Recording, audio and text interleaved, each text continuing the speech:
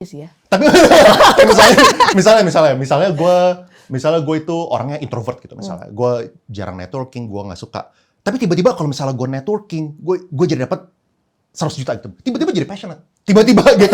Tiba-tiba jadi passionate gitu. Tiba-tiba jadi bisa ngobrol ya, Bisa Ko ya? ngobrol gitu. Atau nggak misalnya gini, gue malu di depan kamera gitu kan. Kayak, tapi personal branding itu bagus banget. Dan ternyata teman-teman gue yang melakukan personal branding, income dia dari 20 juta jadi 50 juta. Tiba-tiba gue jadi bisa personal branding. Tiba-tiba gue jadi passionate di depan kamera. Langsung ngulik ya, Ko? Iya, langsung ngulik gitu.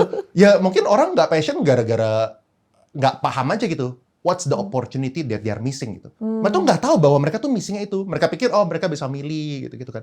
Emang bener, kalau misalnya kita menjadi the best di sesuatu, most likely kita itu nggak bakal bisa susah.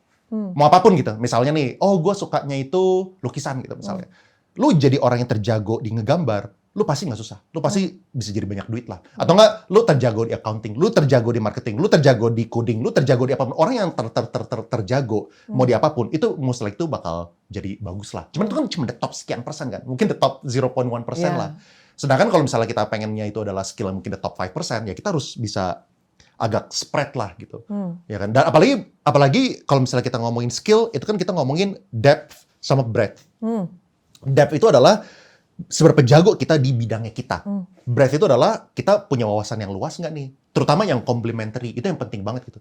Soalnya kalau misalnya orang yang memiliki complementary skill, itu for no additional effort, kita punya income tuh bisa lebih.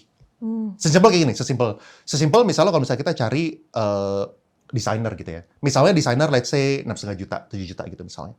Tapi desainer yang sama, yang kerjanya juga sama, 830 sampai 530. Ya kan? Mungkin dia punya gaji itu bisa naik ke 9,5 kalau misalnya dia ngerti desain dan video editing.